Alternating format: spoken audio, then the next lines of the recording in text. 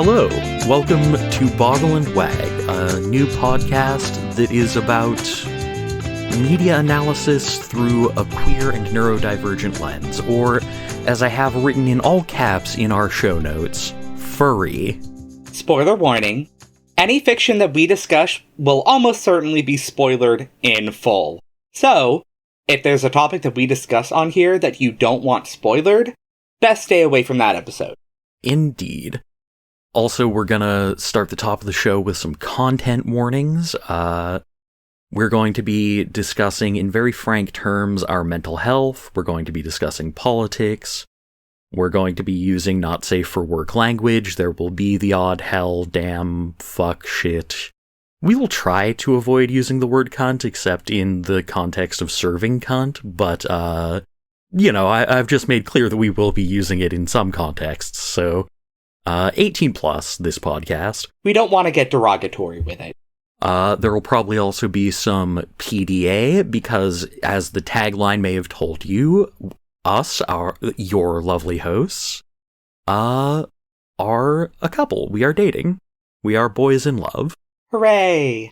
Whenever we have a specific topic for an episode, we will be giving more in-depth content warnings for that episode, for anything that it may contain.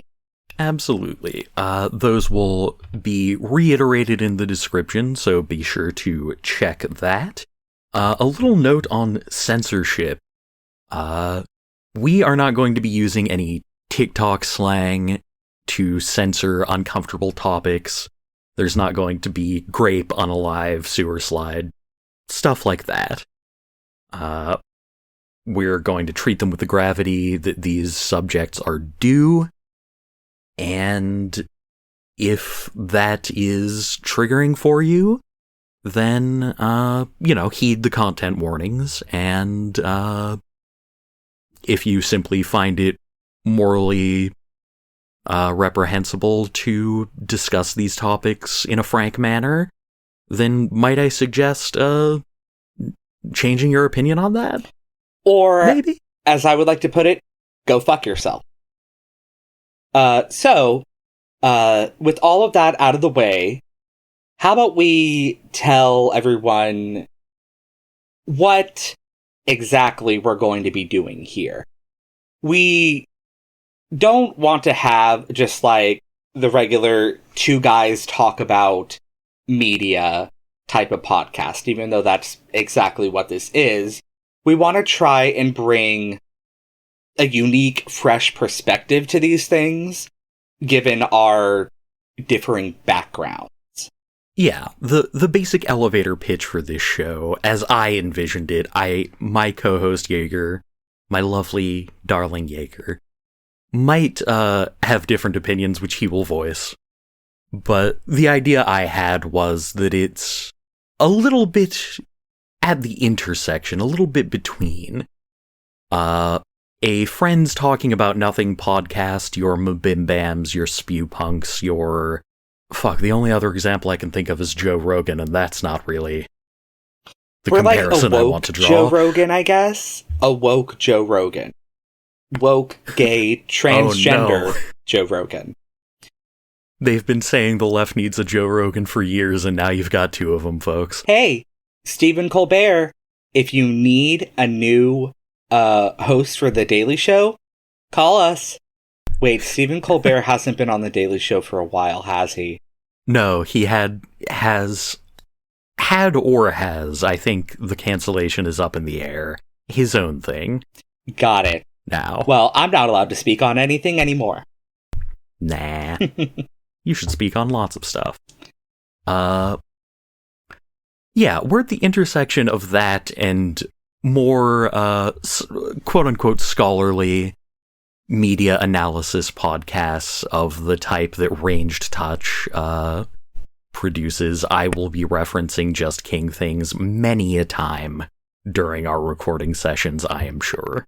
But on that note, right, as we are making the world a worse place and starting a podcast, podcasts live and die on the strength of their hosts, and since we are pitching this as our unique perspective on various media, I think it's good to start with a little introduction to who we are as people and what those unique perspectives are. So, my name is Cody Julia, or CJ if you prefer. I use he, they pronouns. I am bisexual, which I might be pan.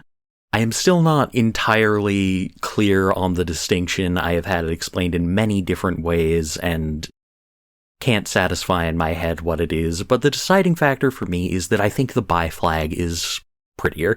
On the neurospicy side, I suffer from acute depression and anxiety.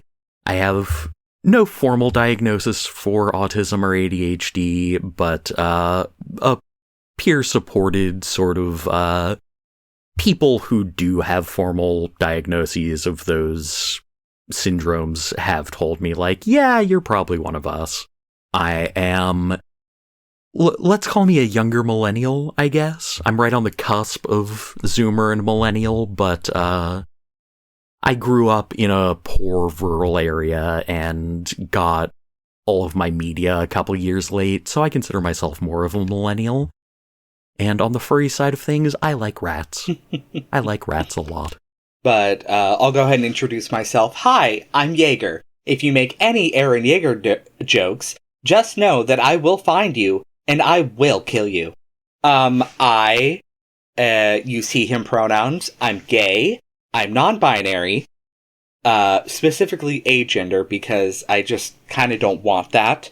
Experimenting with neogenders, but we don't have to get into all of that. I have chronic depression. I'm potentially autistic, also peer-reviewed, and I'm definitely a furry. I just can't nail down a persona. I'm also a millennial, just 1 year younger. So take that as you will. I remember the 90s, I remember the 2000s, and yes, I do yearn to go back. And who doesn't? Let's hear a little bit more about you, my love. All right, what else is there to know about me? I'm from rural Pennsylvania. If you're viewing this, you'll probably see that the username associated with it is SadRatBoyPA, so obviously there. I am a burnout. Burnouts are hot. Burnouts are hot. So I've been told. I have no post-secondary education. I am a hobbyist creative writer, but not a professional or trained media critic of any kind, so I'm kind of bringing the enthusiast perspective on things. I'm a latecomer to gay culture. I was a late bloomer in many respects. I discovered my queer identity later in life, relatively later. I'm still only 30, but my introduction to and lived experience with queer and neurodiverse and general leftist culture has been heavily influenced by and filtered through punk rock culture. That's really my into the other. I am also, my day job is as a back-of-house worker in a restaurant. That has always been my day job. That is a perspective that will definitely be referred to again later, particularly if we ever do a deep dive into the bear, which I'd like to do sometime in the future. Maybe no promises, but we'll see. Hashtag dish life. Hashtag dish life. Well, as for me, I'm suburban Northwest Florida. You can probably tell by my accent sometimes. It doesn't come out often, but when it does, Cody really likes it. Anyway, I really like it. I have a bachelor's in creative writing, and I teach high school English. I wouldn't say that my level of literary analysis is, say, doctorate or anything like that. But when it comes to diving into a text, dissecting its themes, and dissecting its influences, I think I have a pretty good idea of what I'm doing, because not only have I taken courses on literature and literature survey, I've also taken quite a few creative writing courses where we had to critique and give feedback on our classmates' work. So that has, in my opinion, given me a more nuanced look at media, but also a little bit more of a critical eye to see, like, okay, what's the difference between I don't like this because it's not well written or well made, and I don't like this simply because it's not my thing.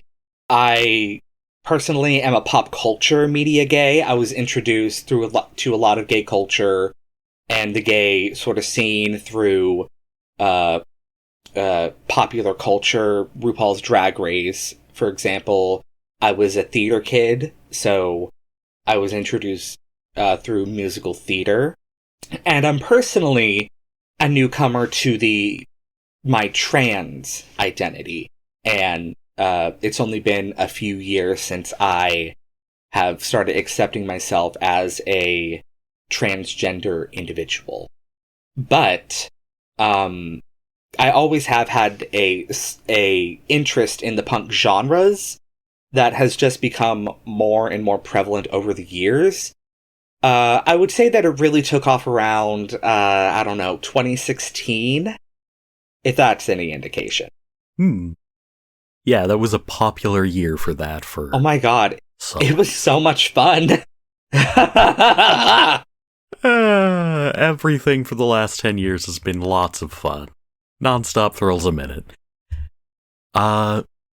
Speaking of punk rock, we want to talk a little bit about our areas of expertise, quote-unquote, our areas of interest, more like, things that are going to be common reference points for us, and the sorts of things that we're going to take an interest in and show you so that you may take an interest in them.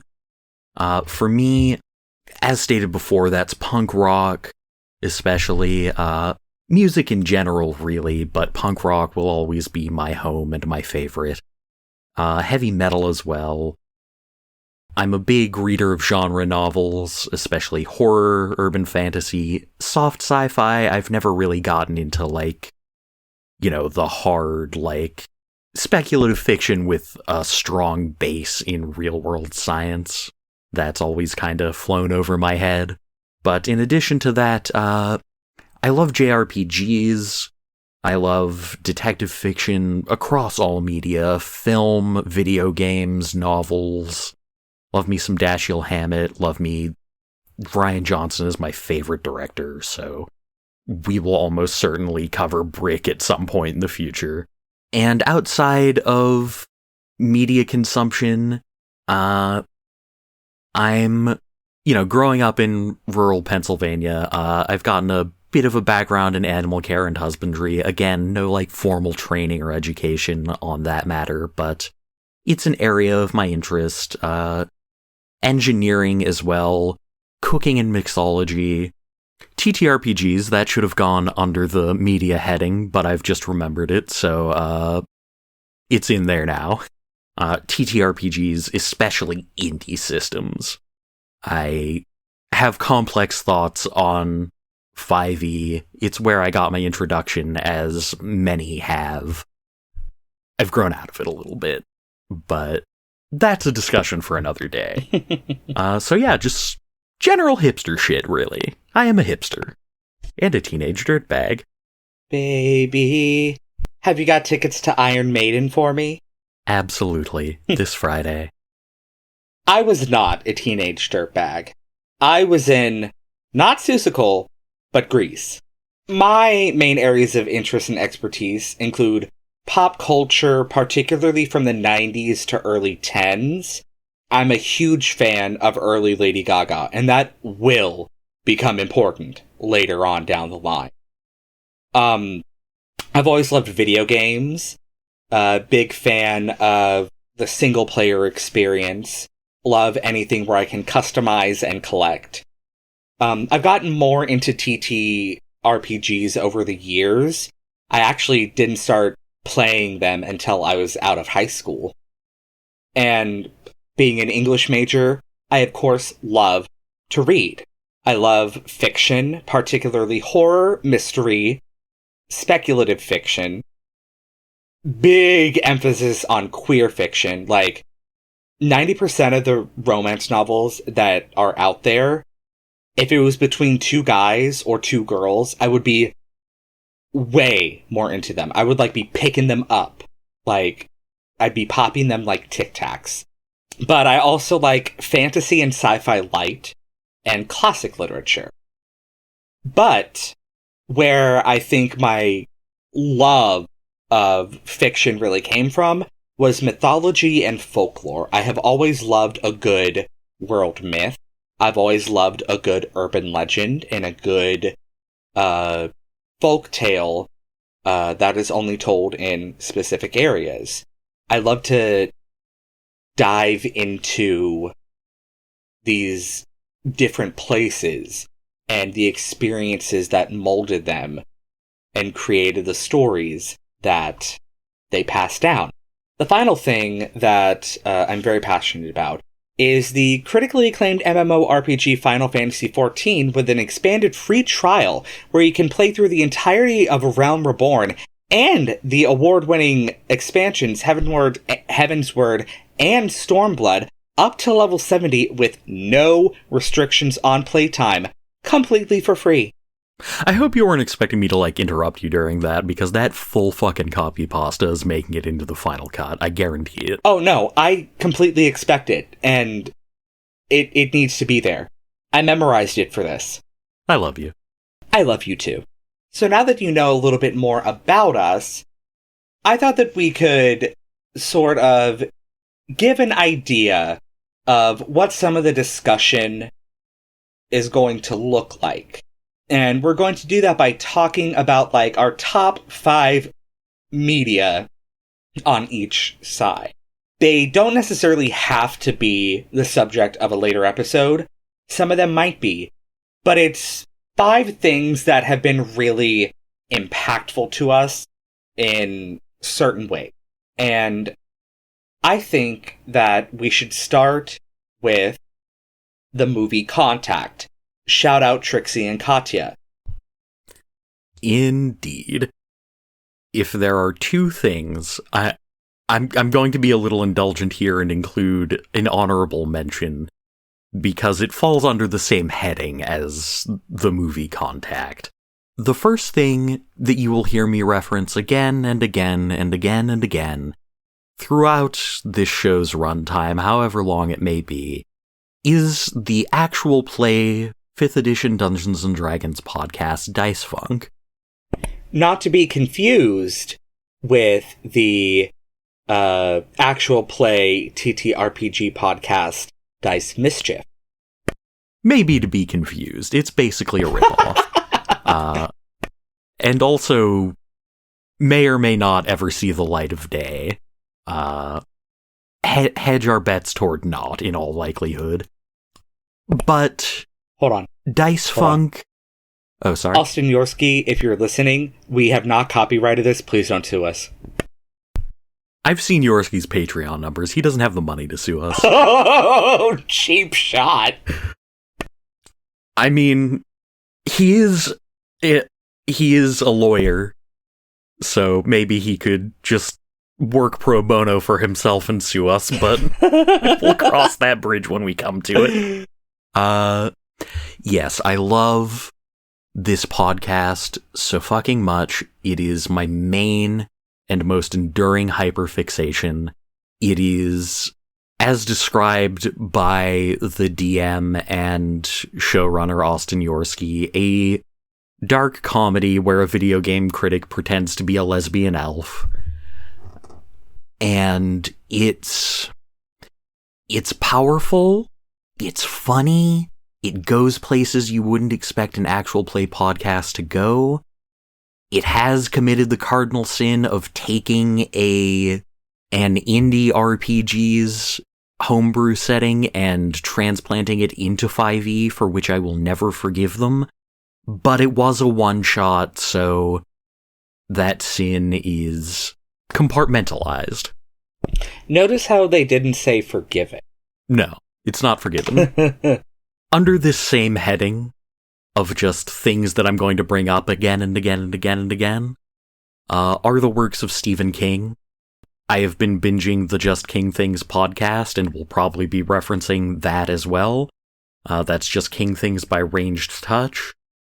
Also very good. Check both of these podcasts out if either of them sound like your thing.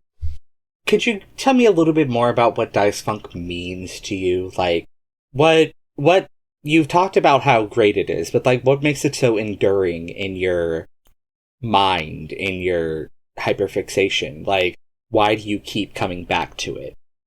There are a lot of reasons. I've got a sentimental attachment due to how I first discovered the podcast. It features the acting and vocal talents of Laura Kate Dale, a creator who I'm very fond of. I first discovered it through Steph Sterling's video game podcast, Podquisition, on which Laura and fellow Dice Funk player Conrad Zimmerman are co-hosts.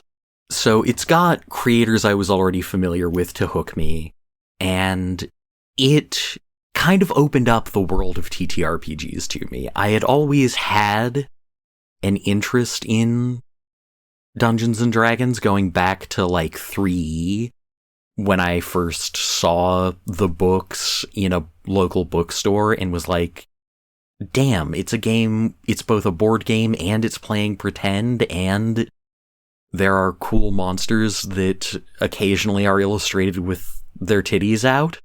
Wow. What's not to love? You can have it all. Yeah, and I was unable to find anyone who was willing to play these games with me for many years until I discovered actual play, discovered Dice Funk, and that kind of motivated me to find online groups. And an online D&D group is where I met you. Not you, the viewer. Me. Yes. And then we fell in love, and it has been good.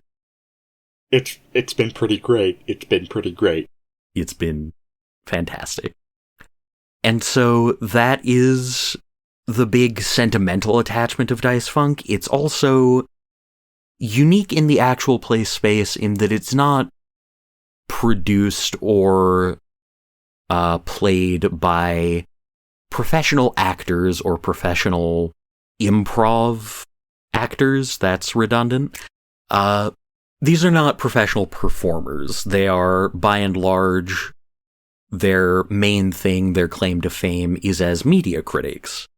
It originally started as a spin-off of Word Funk, which is a friends just talking about bullshit podcast that is sadly defunct, but rose from the ashes of that guy with the glasses. Nice. Fuck you, I love you. Sorry.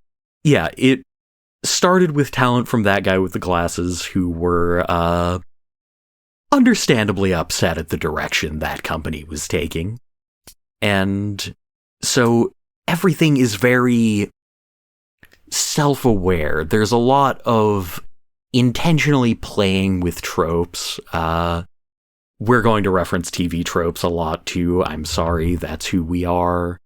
It's a We're good not fucking going to be website. reading trope pages at you. It's a good website. Shout out the Buffy fandom. Thank you. Yeah. But yeah, it does a lot of interesting things with both the medium and with just storytelling in general. The characters are all very strong. The leftism is in full force. Everyone's a queer communist on that show. Skip season 9. Yeah, it's also got this very great DIY ethic to it that again connects to the punk in me. It's amateurish in a very endearing way. And here is how I will sum up Dice Funk. Spoilers particularly for the 5th season, which is my favorite season. There is a character played by the inimitable, the lovely, the ungodly talented Quinn Larios. This character's name is Big Star. He is an albino minotaur who is in visual design and voice a one-to-one ripoff of Frankie from One Piece. He's got blue hair and a big star tattooed across his chest, hence the name, and a Macho Man Randy Savage voice. In any other podcast, this would be an incredibly grating joke character.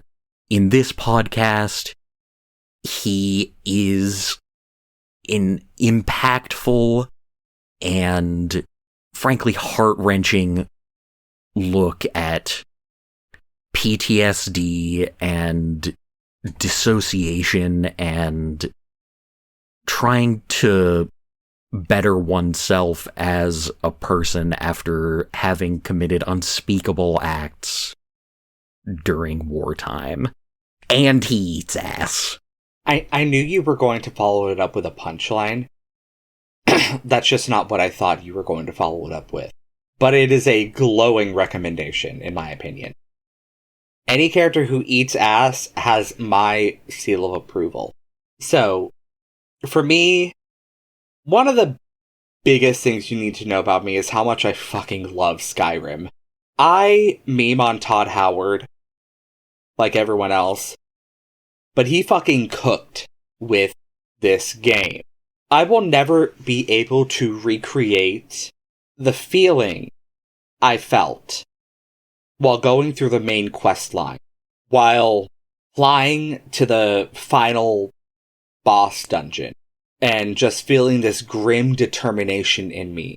Everything that I had been working towards finally coming to a head. I had spent hours and hours playing this game on my ex-brother-in-law's Xbox. I didn't have an Xbox or a computer that could play the game yet. And it would be another couple years before I did.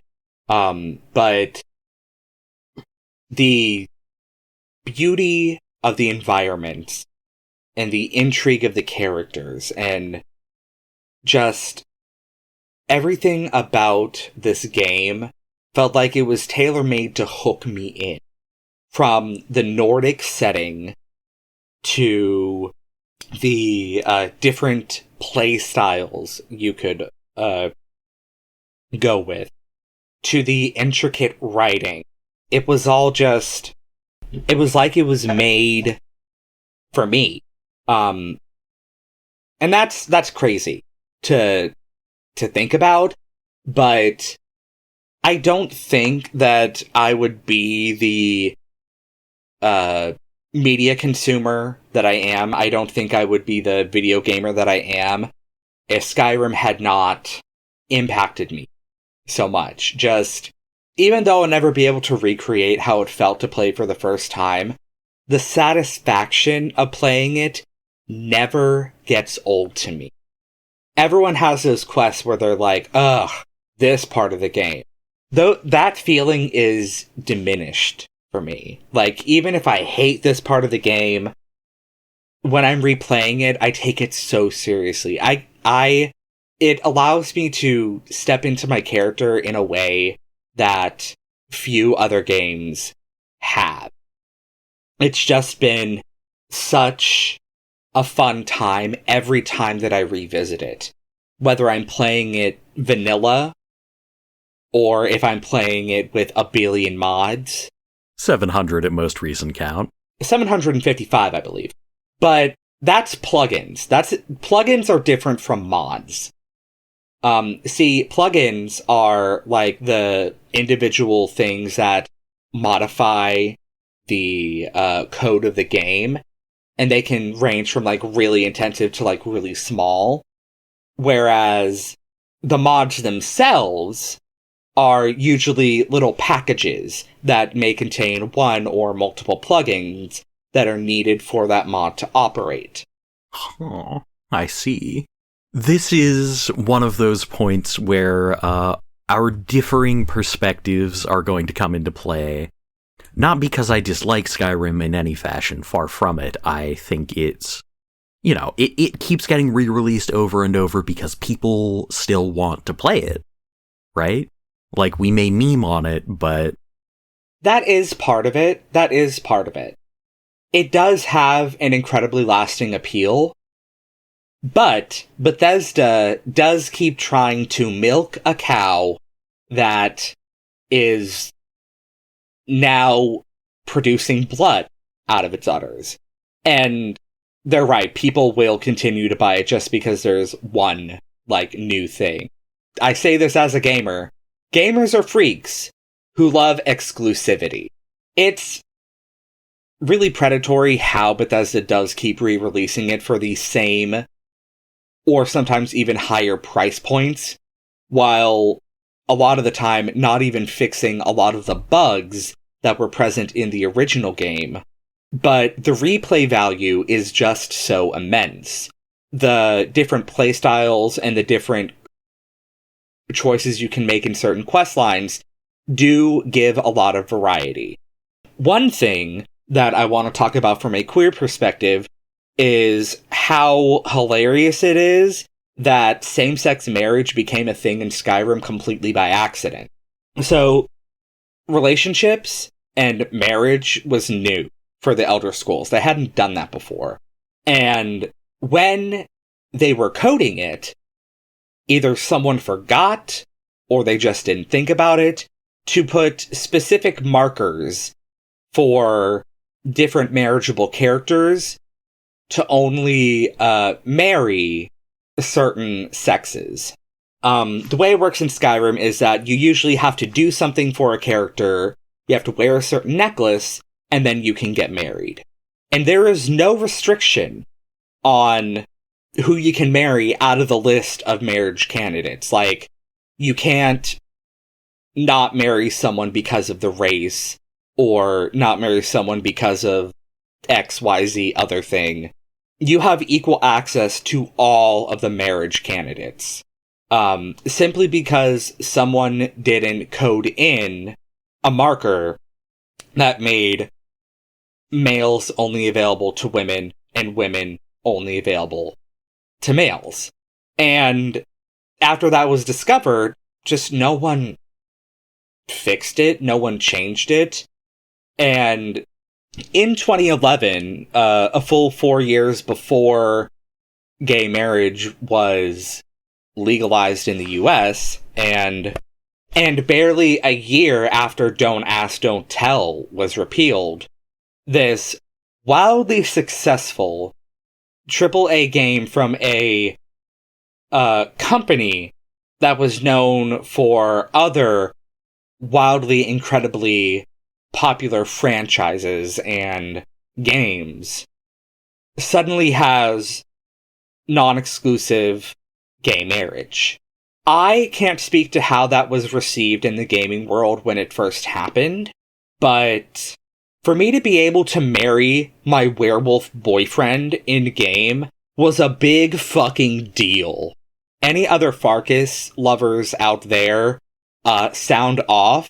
I love my big dumb sweet boy with all my heart. But Skyrim was just this perfect little thing that appealed to me in such the right way that very few things have been able to match the way that I have felt about Skyrim, which is why I'm still playing it. I just started a new playthrough a couple of days ago. Yeah, my own experience with Skyrim was more casual. Infamously, I have told my friends that I have never actually met Parthenax because I spent so much time dicking around in the open world. That is fair. It is really easy to get distracted. Yeah. I have never completed the main quest line. I also love Farkas, though. You're correct. Oh my god. When you get moved down here, I'll let you borrow my copy of Skyrim for the Switch so you can play it in all its glory. Excellent. So, that's my Skyrim soapbox. Hell yeah. The next pick for me is possibly damaging to my hipster cred because it's like, oh yeah, we get it. You listen to Weezer. I don't listen to Weezer. It's Discworld. Hey, is there something wrong with Weezer? Yes, but we'll have that argument off mic. Discworld by the inimitable Sir Terry Pratchett. I'm using the word inimitable a lot. It's a good word. It's a good word.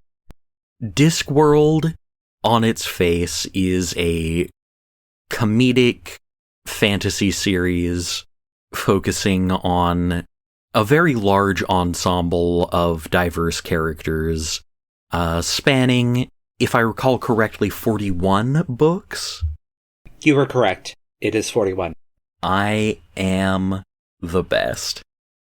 So it covers 41 main series books, along with several companions on the speculative science and geology and culture of Discworld, which makes it sound intimidating to get into, and in fairness, it is. But it is, underneath that, it is sharp. The social satire presented is cutting and insightful and incisive, and it has just incredible heart. The sheer gut punch of the climax of some of these books. I still, when reading Thud, the next to last book in the Watch subseries, tear up and just have to take a minute when I read the completed version of the things Tack wrote. It is a series that was written by a man who clearly knew a lot about human nature, and, you know, he spent roughly the back third of that writing career dying of Alzheimer's, and that is the way that informed the writing of a man who was already writing about the lonely life of the Grim Reaper in some of these books is, it's never overwhelming. It's never maudlin or miserable or anything else that you might expect of a thing like that happening to someone. But it is undeniably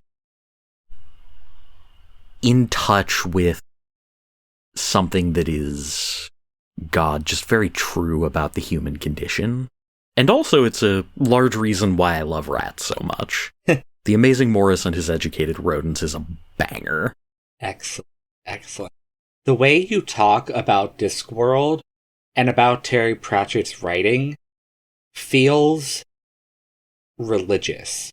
And I'm not accusing you of religion, but it feels like someone who has had a transcendental, experience like that. And it makes me want to experience that too.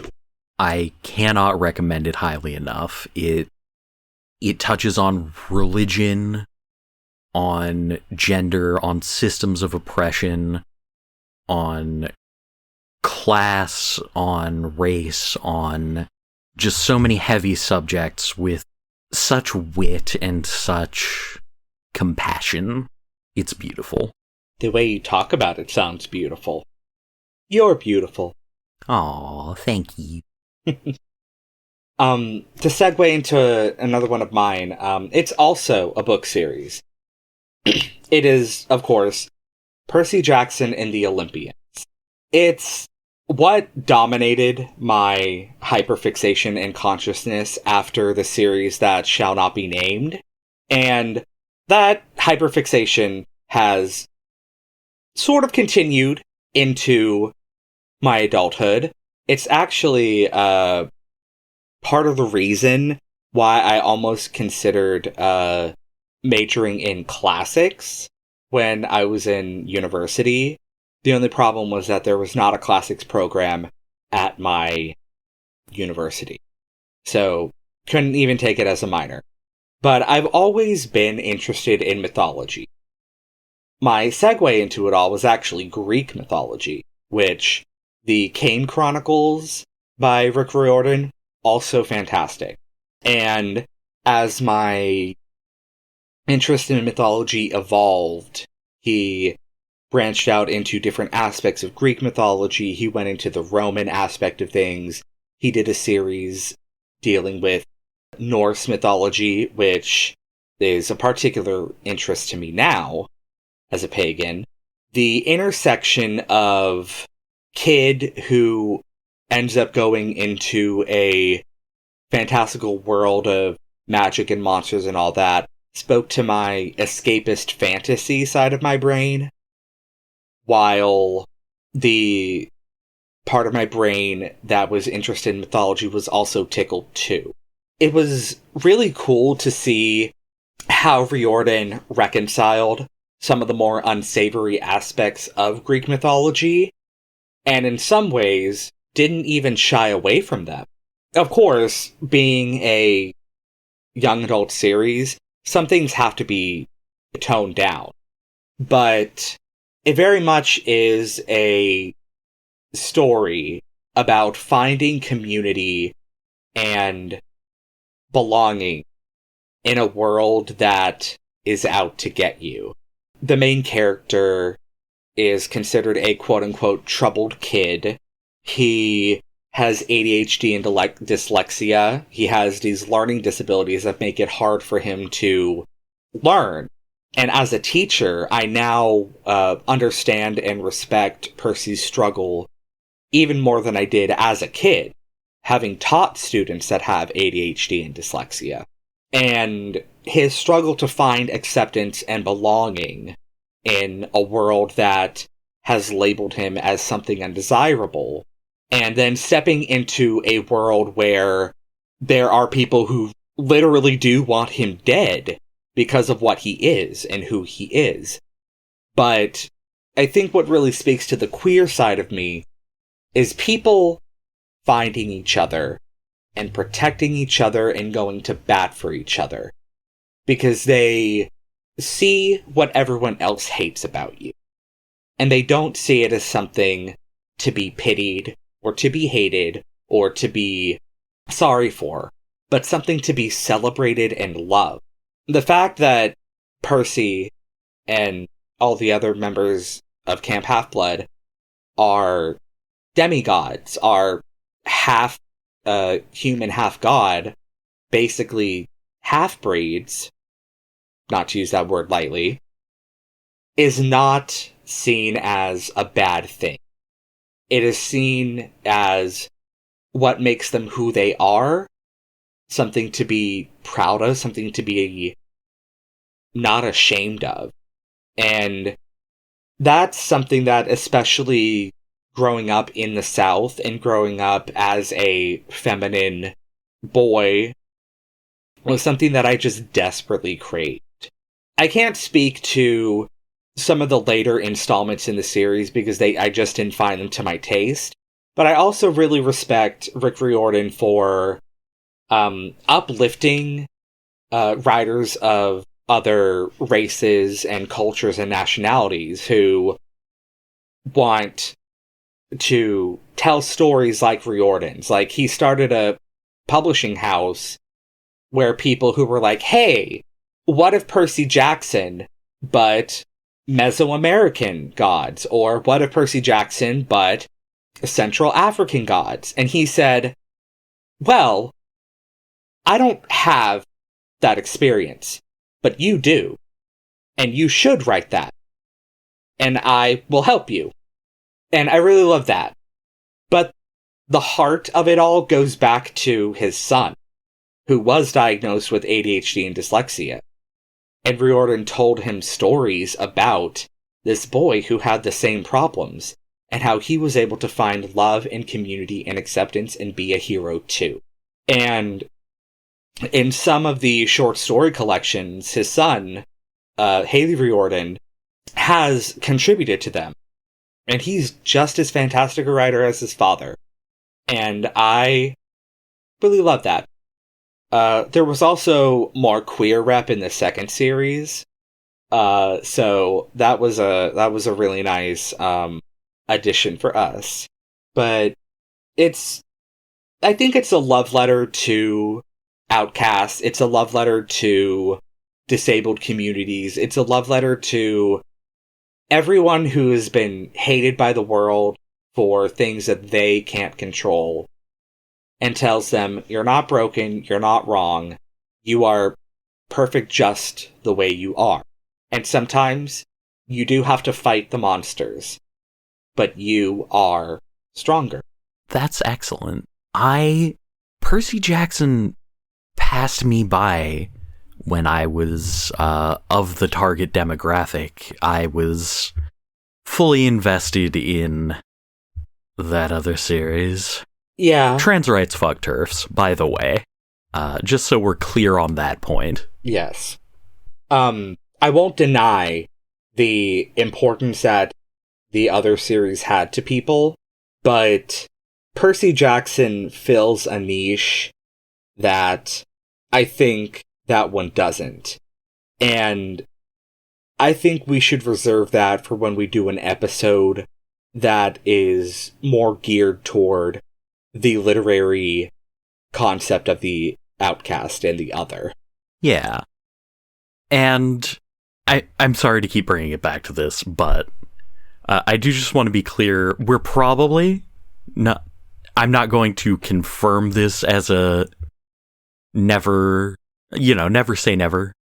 But the concept of this show, the oeuvre we're trying to work in, is that we're enthusiastic about the subjects of the episodes, and we will therefore almost certainly never talk about Harry Potter, The Beast is Named. No, the seventh seal, the trumpets, they're sounding! Yeah, we will almost certainly never talk about that, both because fuck that bitch. Yeah. And everything there really is to say about Harry Potter has already been said. Yeah, and it doesn't need to be said again because that just gives her more publicity. Exactly. But when talking about it as something to compare something else to, I think it works as a really great litmus. I think it works as a really great way to compare, one, attitudes at the time, and two, how just bad at certain things Rowling has been in her writing that we didn't notice because it was through the lens of childhood. But just looking back at some of the things that she wrote and what we have access to now, I'm like, damn, it really was that bad. Yeah, in the fullness of hindsight that I now have as an adult, it was bad. Ursula K. Le Guin saw it. Terry Pratchett saw it. Harry Potter was never that good to begin with. And it's only aged like milk. But Percy Jackson is good. That's all there is to say. One day I will catch up on Percy Jackson, because I feel like I missed out. Hearing you talk about it and hearing others talk about it, I feel like that's an experience I want to have. I do have the first 5 books, the second 5 books, the Kane Chronicles, and the Magnus Chase series in hard copy. So, or like in print. So, you'll have your chance. Oh, keep talking dirty to me. Why don't you talk dirty to me about Green Day, who is opening the Super Bowl this year? Yep. So, a note on Green Day. Lest you think that this is purely a gushing podcast, we are going to, I hate to contradict myself immediately after saying, oh, this is an enthusiast podcast. We're talking about joy and love and things we love. We're not going to shy away from being critical of the things we love. Right. We're going to acknowledge any faults there may be. And Green Day bassist Mike Dirnt is an anti-vaxxer and a weirdo. Ugh. So let's get that out of the way. Yeah. Part of loving something is being able to criticize it. Being unable to criticize something you love and seeing it as perfect and flawless is not a good thing. If you can't bring yourself to talk bad, or not talk bad, but to criticize media that you love, you aren't looking deep enough and you're not engaging with it deep enough. Absolutely. I'm just going to say this as an example. The reputation that Steven Universe has in wider fandom is undeserved, but that doesn't mean that there weren't issues with it. But love and criticism often should go hand in hand. And in the same breath that we can talk about how much we love something, we can also say, hey, this part of it wasn't that great. Yeah. So, the thing about Green Day that does bring me joy is that it is the first band that I discovered organically that I can kind of pinpoint as both my gateway to punk rock, as it was for so many people, and as the beginning of my formation as an independent person, as an individual, at least in terms of my musical taste. It was also absolutely my gateway into punk rock. Yeah. As I said, punk rock and the associated subculture have been a major influence on all aspects of my life, so that is very special to me. I'm going to relate the story of the first Green Day song I remember hearing, because it's like something out of a music video. What happened? It was in, I think, 6th grade. My class was taking a trip to Harrisburg to visit the Capitol building, and I was not a popular child. I was weird, I was fat, I was the whipping boy for a lot of the bullies. And my classmates were treating me like shit on that trip, and the trip itself bored me to tears because most of what we were doing was admiring the architecture, and that is not an area of my interest. I understand why it is of interest to some people, but it just bounced off my brain. So I was very much in a bad mood and beginning to suffer the first signs of the depression, which I continue to struggle with to this day. So it was like late fall, early winter. We're driving down the highway. I'm sitting alone on my seat on the bus.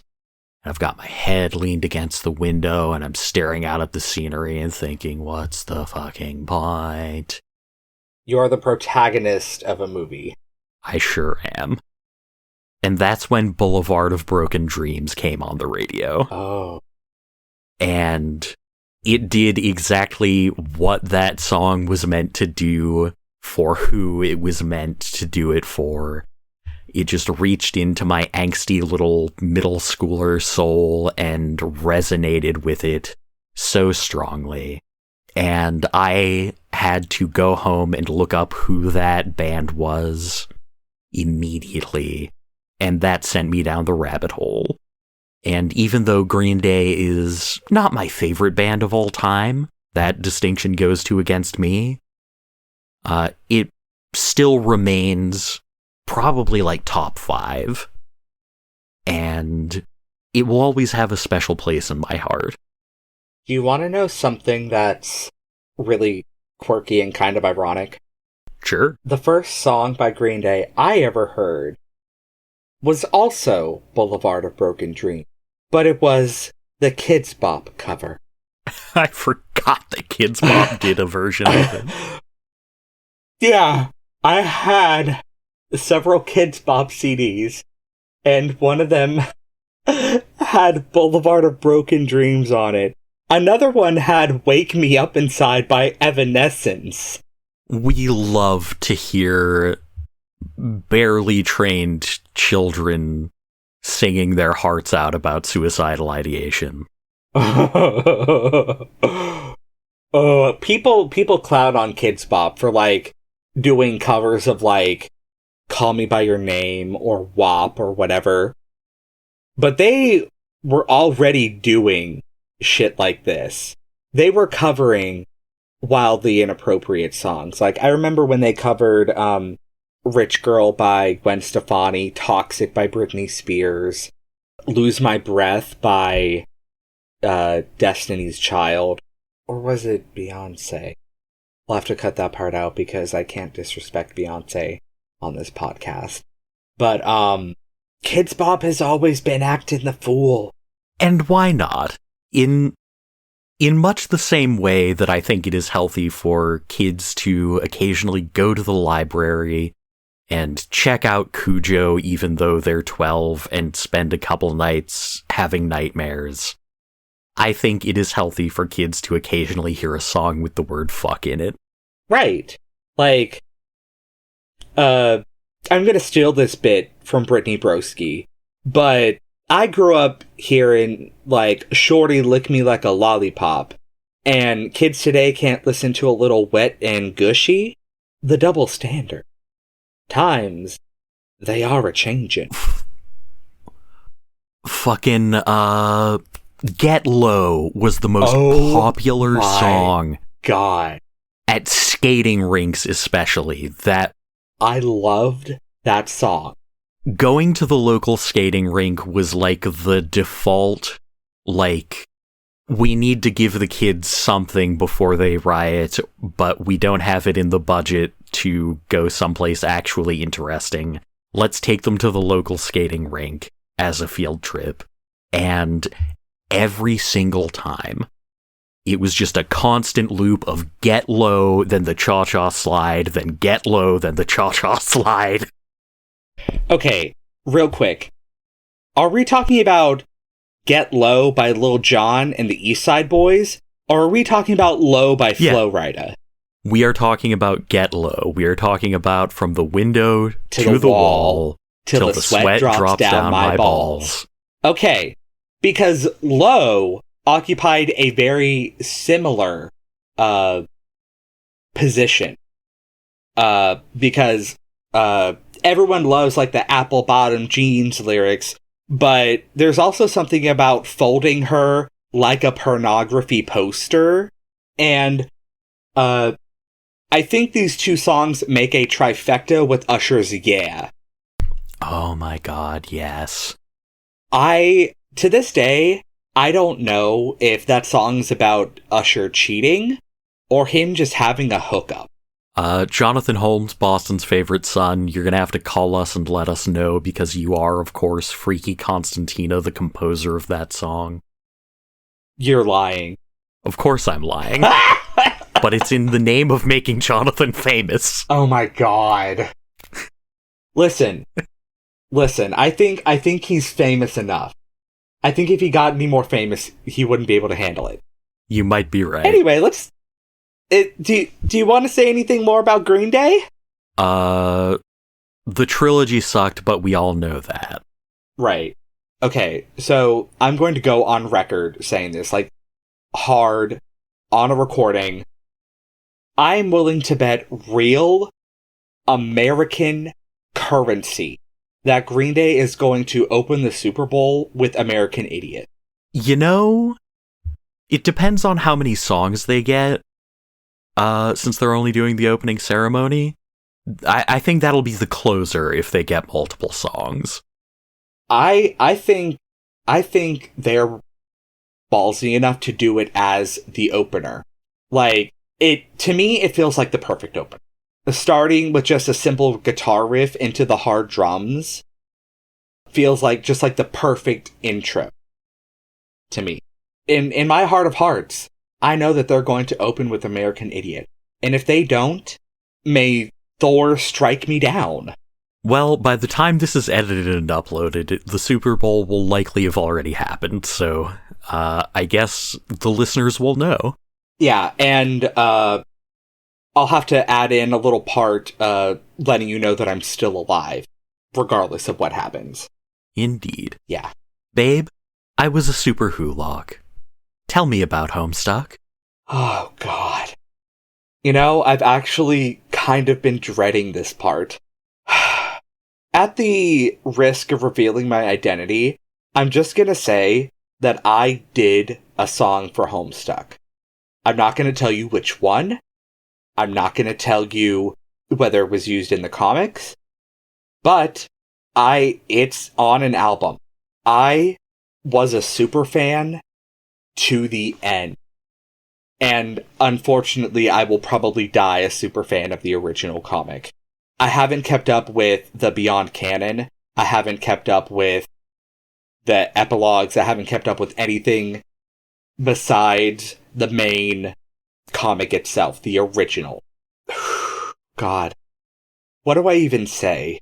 It appealed perfectly to people who were in that in-between place of cringe, offensive humor and genuine sincerity, which, if you can believe it, is actually the focus of a character's personal arc.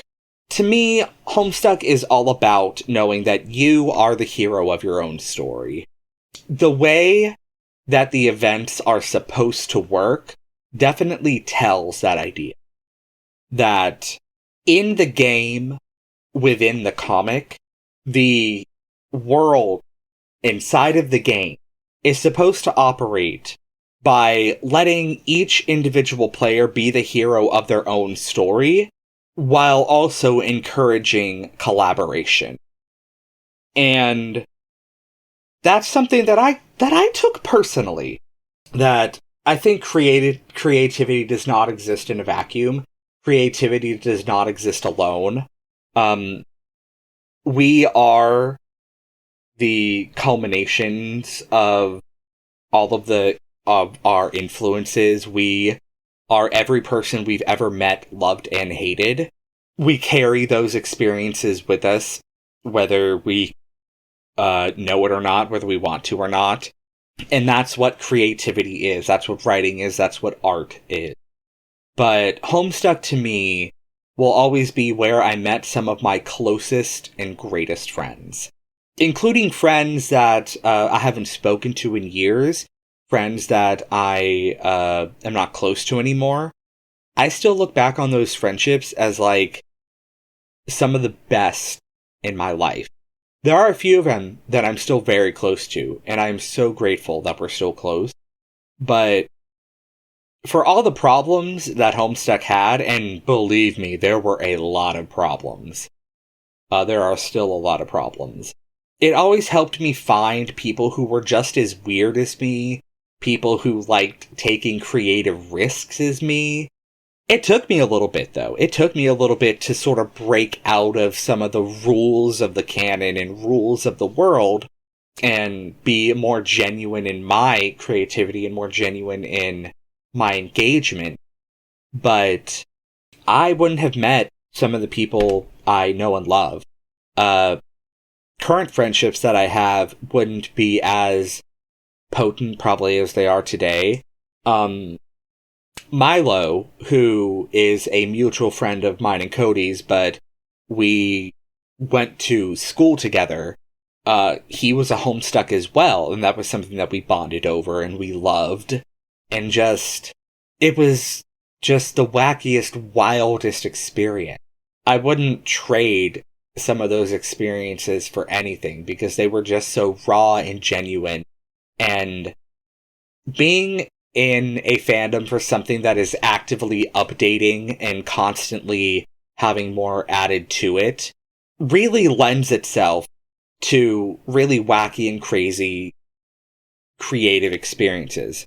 Like, the update schedule of Homestuck, especially in the last two acts, lent itself to large periods of time where there was no new content. And there would be either short bursts of content or maybe one or two updates. But as the comic got bigger and bigger and bigger, the creator had to spend a lot more time making things and collaborating. One of the biggest things about Homestuck is how collaborative it was for the creator Andrew Hussey. And people can say what they want about Andrew Hussey now, and I probably will. But in his peak Homestuck days, he was such a collaborative person. All of the music in Homestuck that is used in the comic itself was provided by friends and other industry professionals or other indie artists. And many people will know that Toby Fox, beloved creator of Undertale and Deltarune, of course worked with Andrew Hussey on Homestuck and provided some of the most memorable and well-loved tracks in the comic. The spirit of collaboration is still very much alive with the other projects that the Homestuck IP has going, but the way it was in the early days, not the early days, in its heyday, from like 2010 to 2012 and 2013, up into the comics ending in 2018?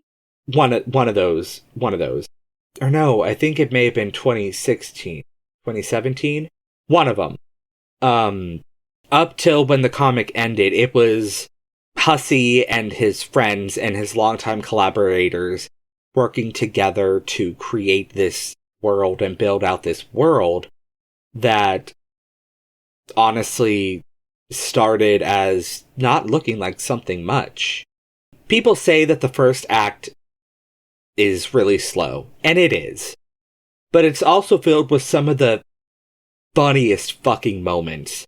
When Rose accidentally rips out the toilet and just says, oops.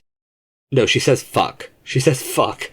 And then when she loses connection while moving John's bathtub across the house, and then he messages her sitting in the bathtub saying, you can see me right now, right? Tell me what's wrong with this picture.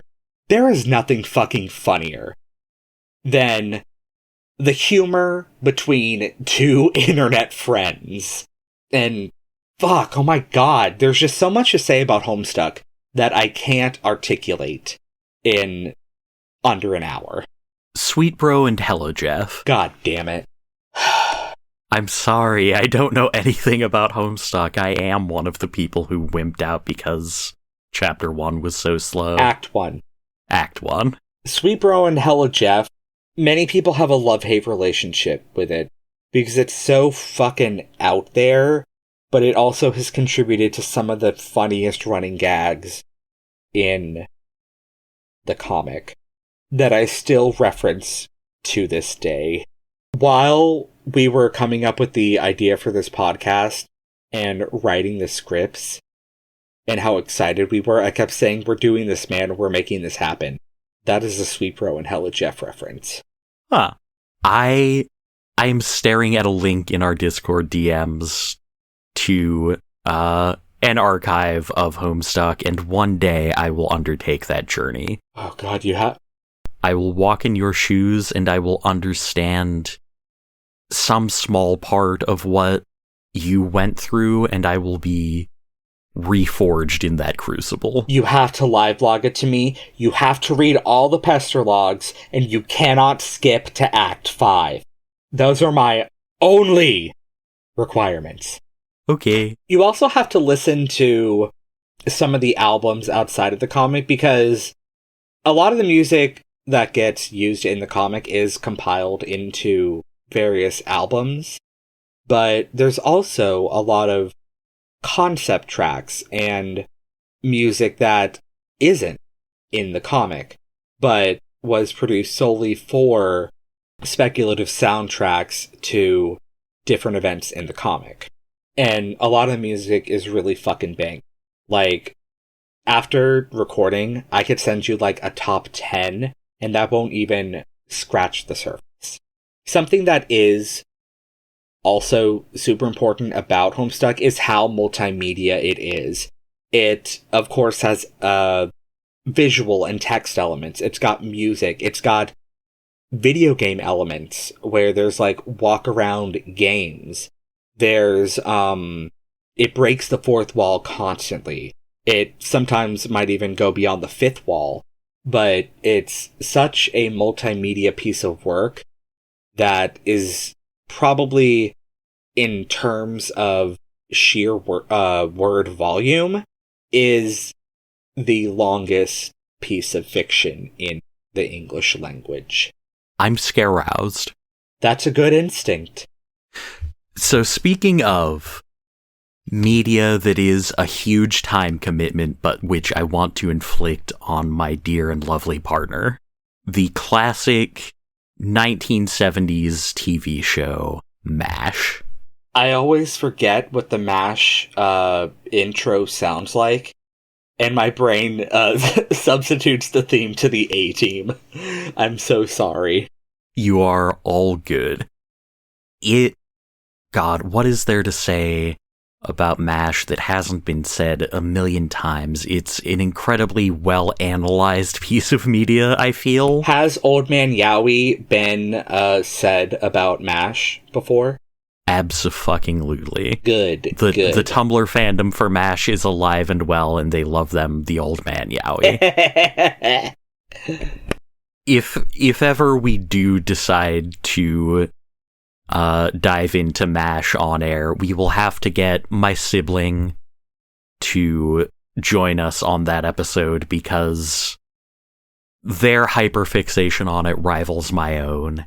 Yeah, if Megan comes and talks about MASH, we'll get Milo to come and talk about Homestuck. Absolutely. MASH... What I'm discovering here is that I love bathos, right? I love the juxtaposition of the serious and the silly, of the heartfelt and the flippant. It is a story where one scene will transition from the characters reciting old vaudeville jokes at each other to the characters mourning the death of a barely grown teenage boy who has been conscripted into the Korean War, who they couldn't save. It is gut-wrenching and funny. It's also, let's be frank about the flaws of the things we love, as we like to do. The first 2 or 3 seasons are plagued by jokes, in scare quotes, where the punchline is, "Ha! That character got sexually harassed." And those are not good. Those are bad. And let's not even get started on the one black character who is referred to almost exclusively by a racial slur before he was unceremoniously written out of the show. It's bad, that part of the show, and it should be called out for being bad. It's bad, and it should be called out for being bad.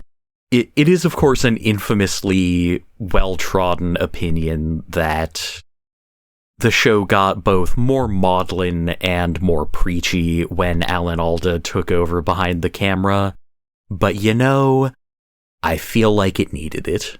And those last few seasons, that finale, my God.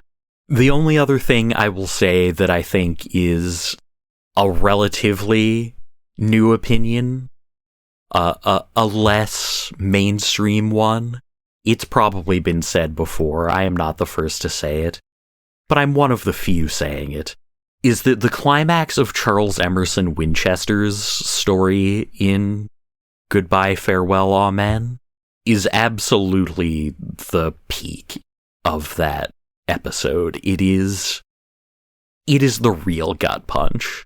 The thing with the baby and the chicken and Hawkeye having a mental breakdown, yeah, it's memorable, but it's almost over the top. It's so horrifying that it's not that it's almost tonally dissonant and it's hard to relate to.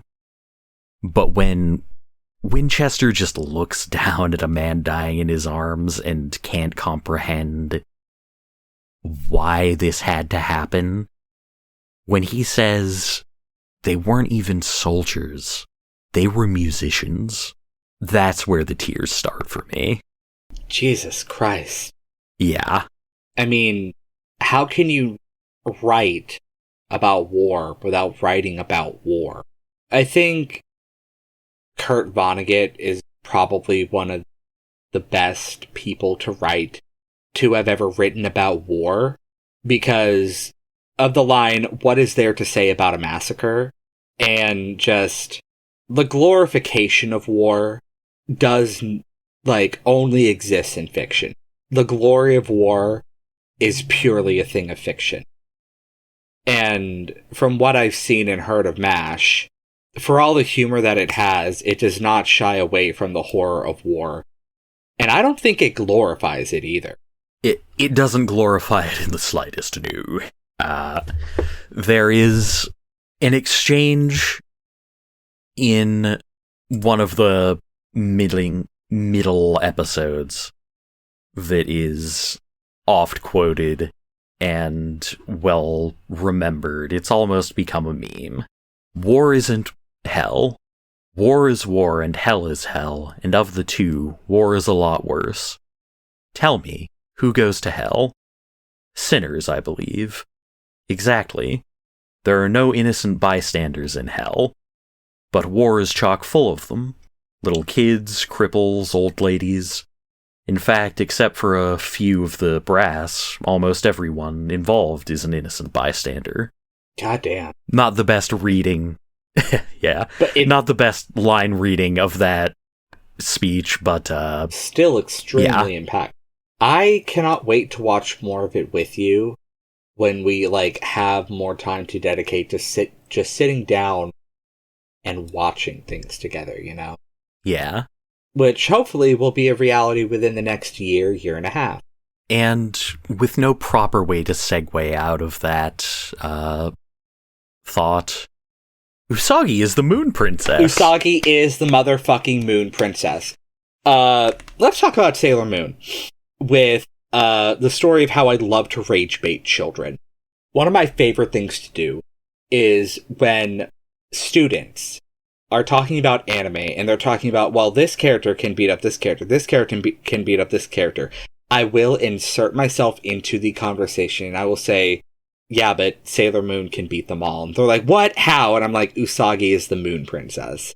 And then they try to throw power scaling statistics at me.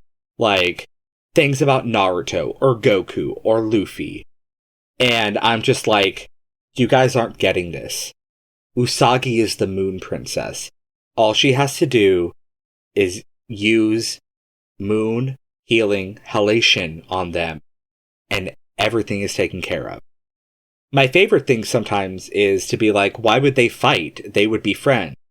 And then they have to be like, well, no, what if they went ahead? And I'd be like, that's not how Usagi rolls. If she doesn't have to fight, she's not going to. She's gonna make a friend. And just it's the greatest thing, because it's also so true and genuine. Usagi Tsukino, as Sailor Moon, the pretty guardian of love and justice, she's just a girl. She's 14 years old, and she just wants to have fun with her friends, and like cute boys, and eat fun snacks. And also, that doesn't make her any less of a badass. One of the things that Naoko Takeuchi wanted to talk about when she wrote Sailor Moon was that girly girls, can still be badass. It is not impossible for those things to exist. And she also says the inverse with a couple of her characters, with Makoto Kino, Sailor Jupiter. Tough girls can also be sensitive and sweet. There is no room for binaries in the world of Sailor Moon, I think. The only binary that exists is good versus evil, and even then, that binary is not exclusive. There are several arcs where villains end up becoming friends, and villains have like a change of heart, and they come to see humanity as a good thing and something to, be a part of, that they want to be a part of. And there's such a love of life and friendship and family in Sailor Moon, and it also kicks total ass. I grew up on the Deke dub, so the kind of crappy dub that would play on like 4Kids and WB Kids and in the early days of Toonami. But personally, I think it does not get any better than the original subbed anime. And I know the anime is full of filler, but it's so much fun and it has so much love in it. And it's nostalgic, but I've come to see beyond the nostalgia into the reality of what it is and what it was. And the reality of the creation and the production and the impact of Sailor Moon is so much bigger and wider and more beautiful than I ever thought it was. I started getting into high couture fashion because of Sailor Moon, because Naoko Takeuchi, who is a fan of high fashion, dressed so many of her characters in runway outfits. Usagi's iconic Moon Princess gown is called the Palladium dress. I don't remember by who, but she had influences for her villains who wore things like Terry Mugler, Christian Dior, and just these gorgeous, gorgeous, feminine, evil women. And I love me an evil woman. I really do. I think it doesn't get more chic than women like Black Lady, Mistress Nine, Esmeralda, Koan, and Pets, and Calaveras, and Briere. Just these chic, gorgeous, evil women. I don't know. There's so much to love about Sailor Moon. The aesthetics, the sound, the music, the messages, and there's also something to be said about the schlocky corniness of it all. Everyone looks to Sailor Moon as like, oh my god, it's like the be-all end-all of magical girl media. But it's just, in a lot of ways, it became the codifier, the what people remember about this genre because of how big and impactful it was. A lot of people don't remember earlier forms of the magical girl genre, or don't recognize what they're seeing as the magical girl genre. But Sailor Moon, with their color-coordinated outfits and calling their attacks and being badass groups of fighting girls, are something that people recognize, remember, and look back on fondly. Like, I would be hard-pressed to find anyone who, looks back at Sailor Moon as something bad or cringy, unless they're a chud, like one of those macho men who's like, oh, girly girl, yeah, yeah, yeah. It has universal appeal, I think. And very little fan service. There are very few upskirt shots, and while the 14-year-old girls do become taller and leggier in their transformations, the only times that these things are played for, any kind of appeal, any kind of, male gaze, is with older characters, more mature characters. And the taller, leggier, transformed form of the girls are not objectified. And when they are genuinely harassed, it is treated as a big deal. Like in Sailor Moon Super S, the main villains are trapping women to look into like their dreams through like this soul mirror, and it's treated as incredibly violating and undignified. And whenever women are taken advantage of in the show, and they often are, not in a sexual way, but the way that they are taken advantage of is treated as a grave sin. The fact that these people would dare to prey upon the wishes and desires of innocent people, particularly innocent young girls, is treated very seriously. And I think that's a breath of fresh air that we really need today, to take the interests and desires of young women seriously and not treat them as frivolous or something to prey upon. Sorry, I got a little in over my head there. All is well. Yeah.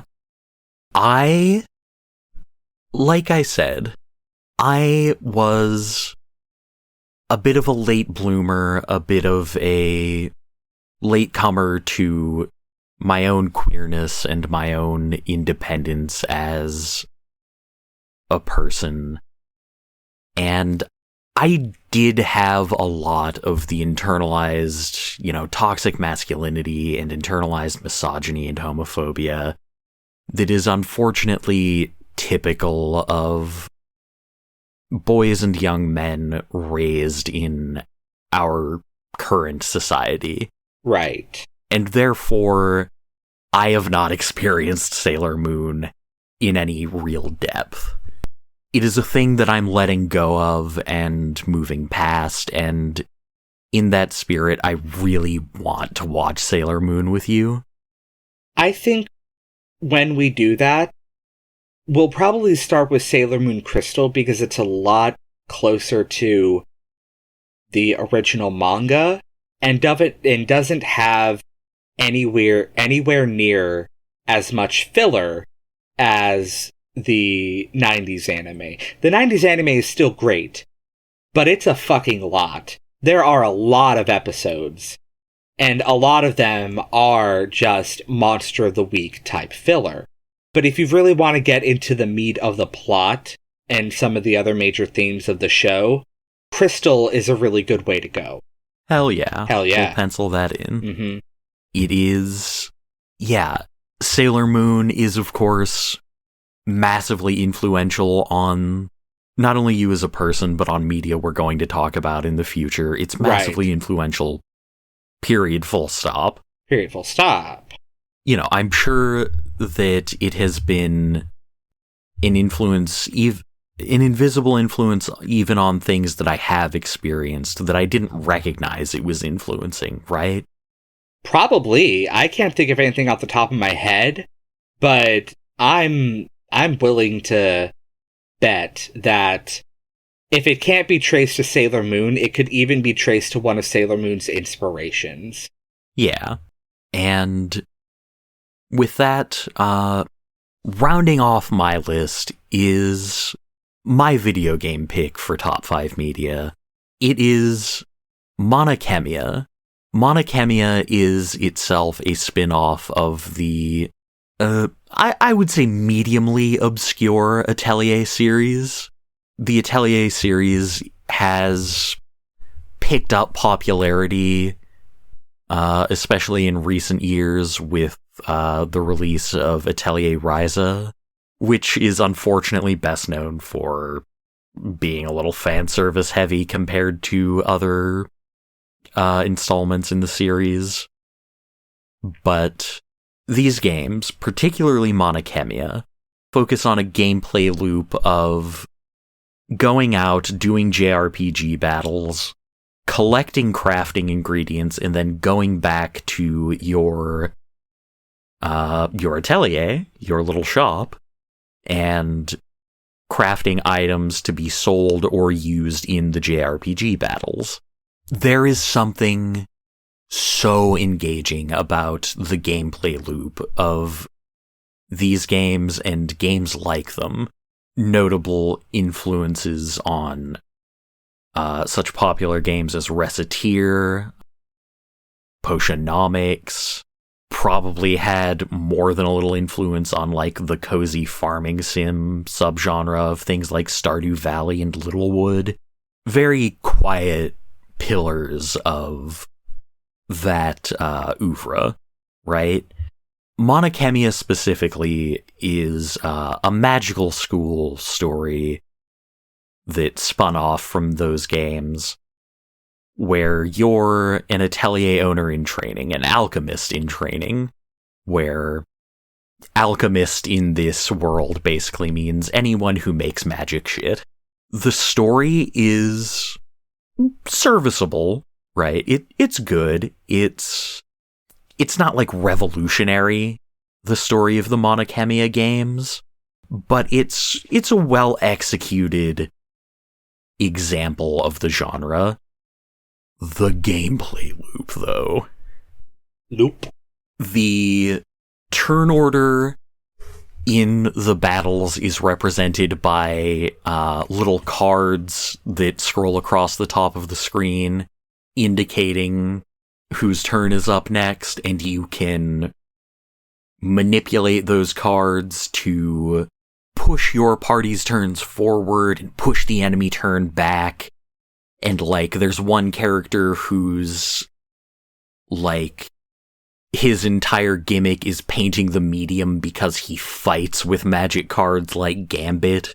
Oh. So if you've got a bunch of empty cards on the turn tracker, he can, like, use those for damage.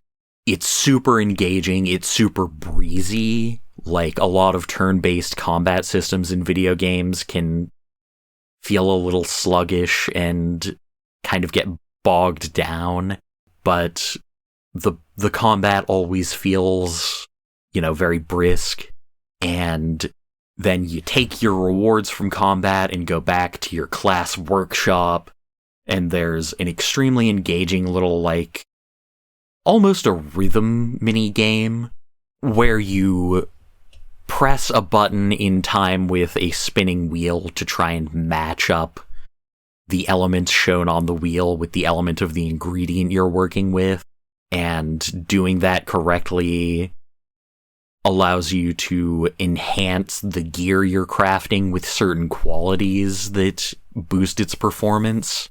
And then there's a Final Fantasy XII style skill tree that you level your characters up through, and it unlocks more skills by crafting the items.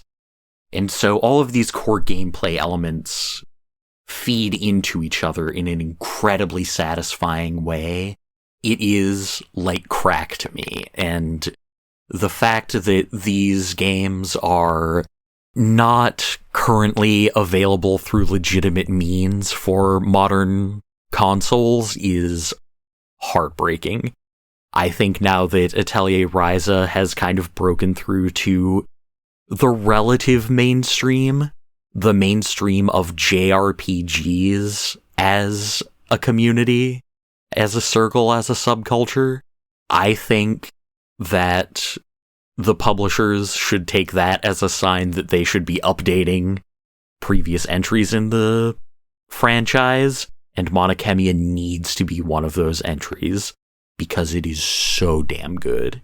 Yeah. Just from a gameplay perspective. The way that you describe some of the aspects of the game and the different, sort of like, I guess, mini games within it and the different things that you have to do.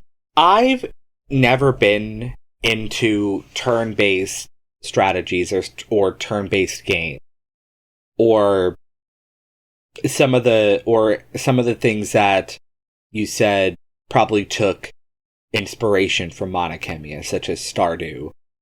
But a lot of what you just described sounds so much like Hades and Hades 2 specifically. Specifically in regards to the gameplay loop. The roguelike nature of Hades and Hades 2, of course, lends to constantly replaying these routes that are ever-changing. But you can sort of modify your build, you can collect resources, you can power yourself up, and actually, Hades 2 has a card game element. Kind of. You can gain certain powers and buffs through activating cards of a sort of like tarot-like arcana. And then the resources that you can find as you go through the routes reminds me of how you collect resources to empower your gear and make yourself stronger. I would not be surprised at all if Monokemia can be found in the roots of Hades and Hades 2. But that's I guess the closest thing that I have experience with that I can compare it to. Oh, also Crypta the Necrodancer, very much. Crypta the Necrodancer is very much a grindy gameplay loop type of game, because you keep going till you die, and when you die you can spend some of the currency you've earned to try and make things easier or different for your next run, and the next run, and the next run. But those are really the only experiences I have with those types of games, and I've never really done turn-based games. So if we're able to find some way to emulate it or potentially get our hands on an actual copy, I would absolutely love to give it a try. Yeah.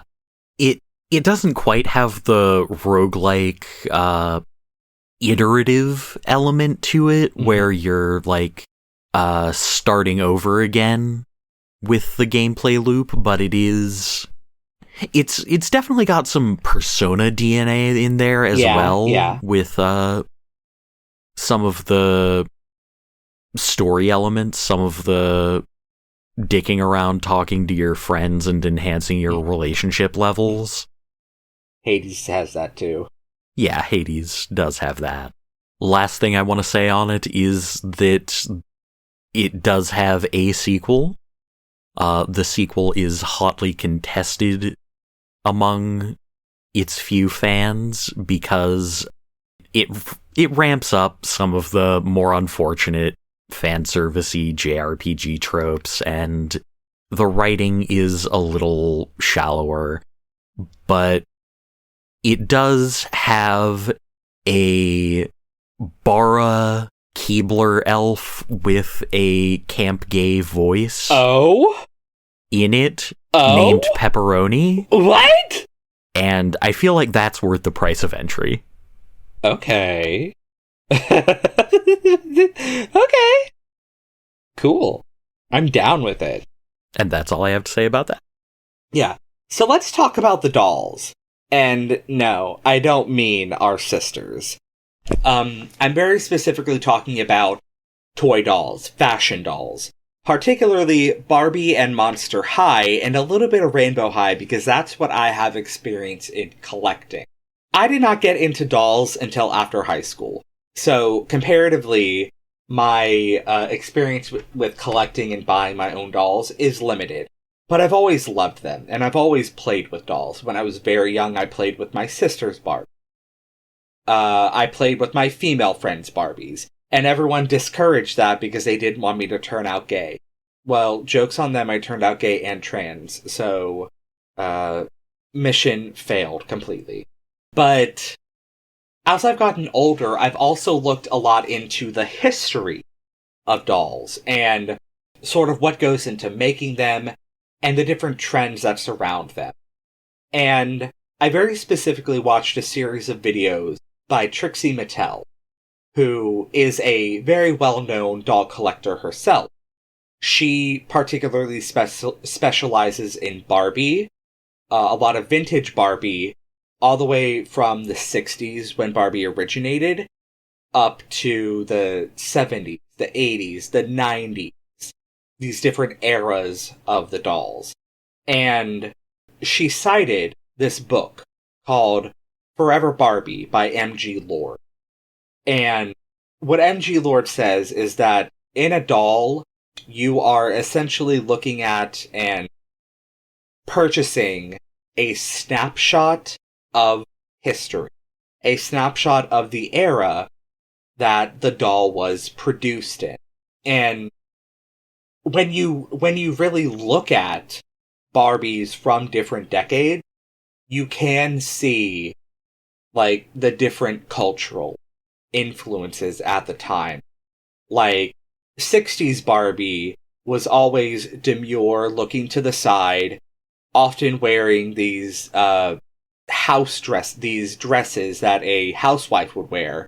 And Barbie, though very feminist from its beginnings, has not been without its more, I guess, misogynistic parts, because it's still a doll produced for girls, for children.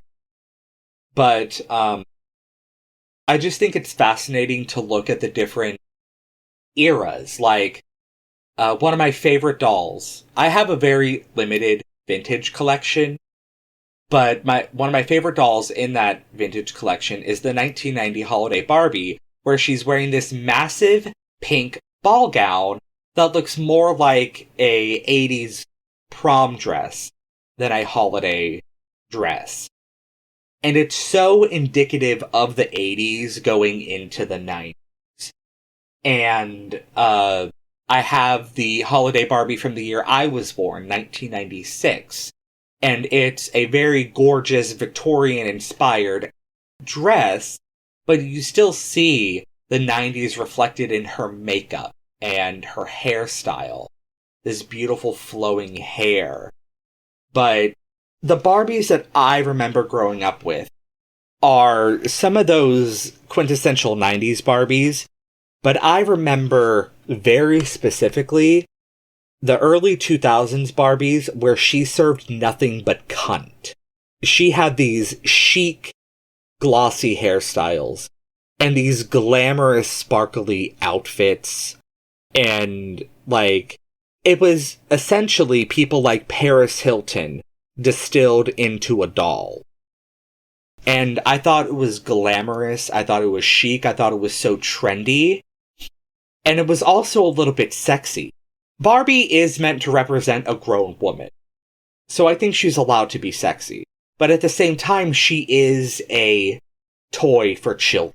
So, that was very much an era in our history where the idea of the sex symbol was changing in such a radical way, and in such a way that both played into and steered away from expectations. Some people might call it slutty. I don't call it that. But these women in very tight, shiny outfits who were rich and didn't have any need for a man spoke to the idea of an independent, glamorous woman who was sexy because she wanted to be sexy, not because she was trying to appeal to someone. On the inverse, it very much played into these beauty standards that were being pushed. Yes, she's doing this because she wants to, but she's also participating in these beauty rituals and these different styles that were considered attractive. More towards the 2010s and the early 2020s, they have tried to sort of sanitize Barbie's image more into a more of an every woman. For a long time, Barbie's motto has been, be who you want to be, you can be anything. And they have kept with that very much. But a lot of the outfits they put the dolls in are for lack of a better term, more modest. They're, I guess, more, how do I say this? They're more, I guess, ambiguous types of clothing. They've come out with different Barbies that appeal to different demographics. Like, back in the 70s, they came out with Black Barbie and a bunch of other black dolls who were Barbie's friends. But they recently came out with the first autistic Barbie. They came out with a Barbie with Down syndrome. They've come out with Barbies that have varying body types that, for a Barbie doll, don't look that variable. But there is a significant difference between the standard Barbie doll and the plus-size Barbie doll.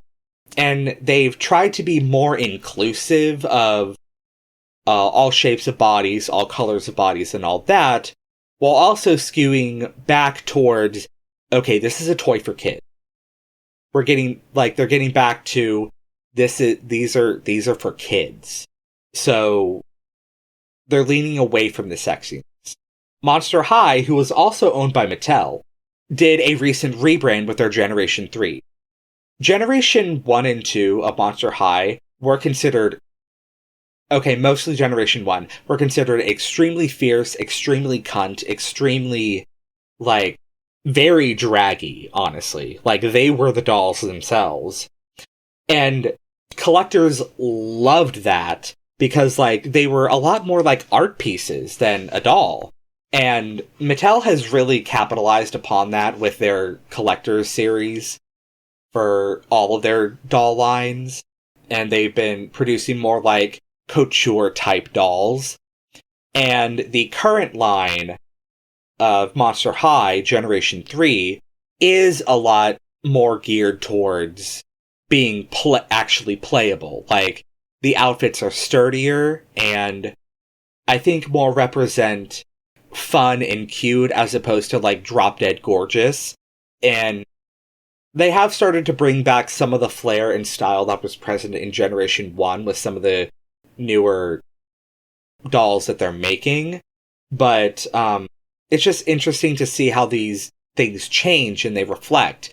And a lot of my Grail dolls that I want for my collection are some Generation 1 Monster High dolls and some extremely iconic Barbie dolls throughout the decades, like Peaches and Cream Barbie, Happy Birthday Barbie, some more of the holiday Barbies. And then there are creators that are making dolls that are specifically geared towards adult collectors. Trixie Mattel, the doll herself, partnered with Integrity Toys that makes a lot of the RuPaul fashion dolls to make a doll of herself. And I have it, and she's gorgeous, and she's on the wall, and I love her. Amanda Lepore, who arguably is the doll. I said Trixie's the doll, Amanda's the doll. She had a doll made of herself, and it is gorgeous. And I will probably never get my hands on one. Because, it's just, it's art. It's drag history. It's just, there's so much to love and to see in a doll. It, like I said, it is a snapshot. Like MG Lord said, it is a snapshot. And I also think they're really pretty, and I like to put their clothes on. Yeah. For me, right, I didn't have, the mask equivalent of that. Action figures suck. I hate to say it. Action figures kinda suck, and I was never that into them to begin with. My closest experience to Barbie doll collection and getting into things of that nature, my big toy holy grail as a kid was Bionicle. Baby. And that's a little apple and oranges. Yeah. You have unlocked the other part of my brain that is obsessed with Legos. But no, yeah, I was never actually really into Bionicle. I got some as presents, but I didn't get into the lore of Bionicle. I got mediumly, we'll say, into the lore.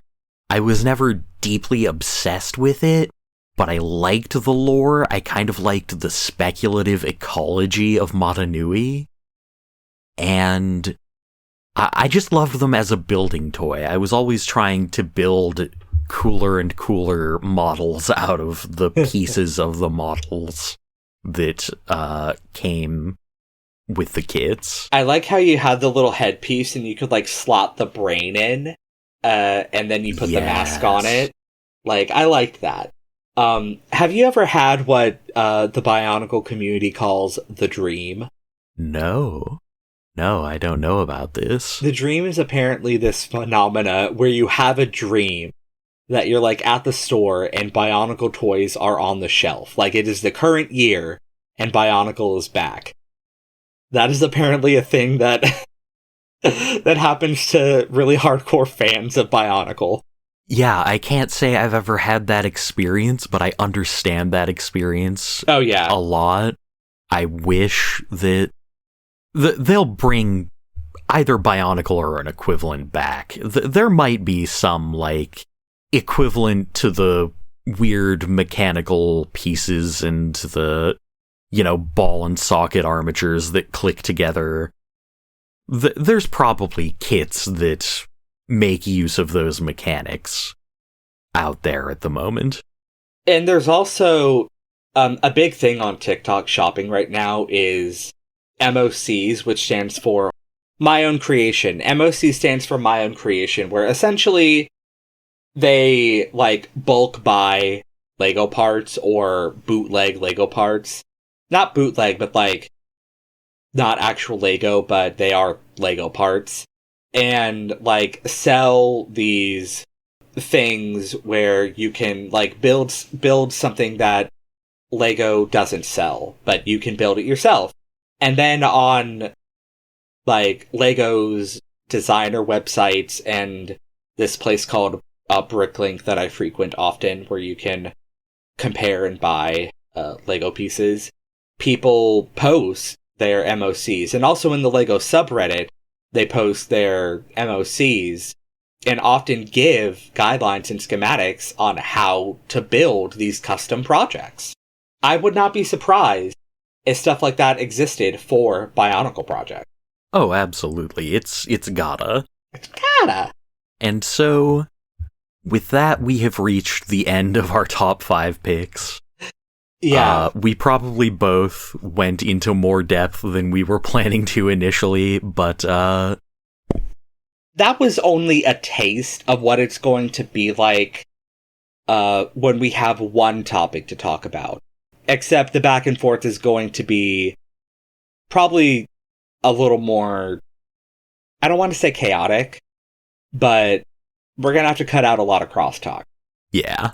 Yeah, with that, we're at the end of our discussion topics for this introductory episode. Hopefully, in editing, it's a little more digestible. We're autistic. We're autistic. We ramble. We're autistic. We're gay. And we're very passionate. That's how we show our love. By wagging and boggling. I love you. I love you too. Cody, where can people find us and get updates on what we're doing? The main place you can find me is on Blue Sky under the handle SadRatBoyPA. I'll be posting links to the YouTube channel, also SadRatBoyPA, where you can find these uploads. I'm looking at possibly uploading to Podbean as well. We'll see. Their free plan is not very good, so that might be a future endeavor. But primarily, we will be on YouTube. And if that changes, links will be provided. Jaeger, where can people find you if they want to? You cannot. I typically have social media presences that are quite private and personal to me. But you can find most of my art, where I do traditional art, on my Twitter account, which I eventually plan on migrating into a Blue Sky account under the username Skarkilde. That's SKAERKILDE. And Jaeger, what are we going to be showing our love to next time?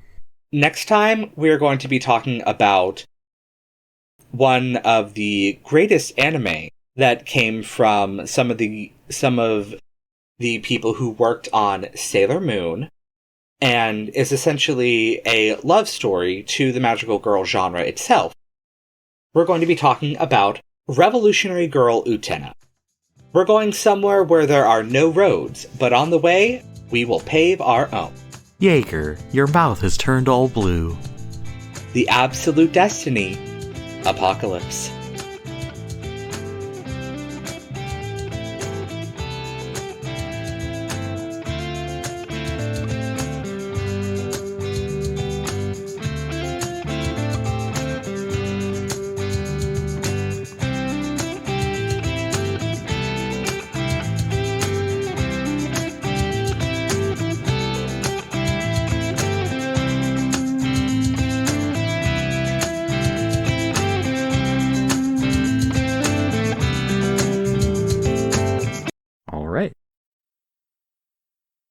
And we are ready to properly begin.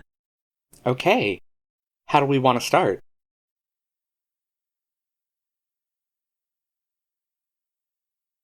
Good question. Maybe we've already started. Is this the beginning? Oh god, I hope not. Is this our cold open? It's just us? I feel like every... Maybe a stinger. I feel like every starting out podcast starts with the cold open that's like, is this thing on? Do we want to go with the flow, or do we want to do our own thing? I feel like we want to do our own thing. Okay. I feel like this discussion of how we should intro our podcast should make it into the podcast. As a stinger, perhaps. Perhaps. Anyway,